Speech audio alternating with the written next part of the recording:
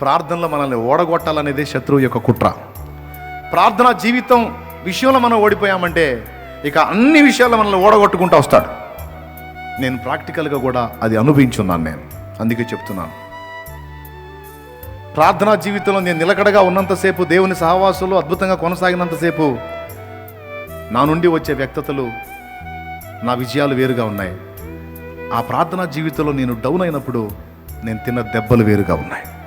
స్పష్టంగా నాకు అర్థమై నేను చెప్తున్నాను. నేను ప్రార్థనా జీవితంలో ఓటమి పాలైన వాడు జీవితంలో చాలా సంగతులు ఓడిపోతాడు.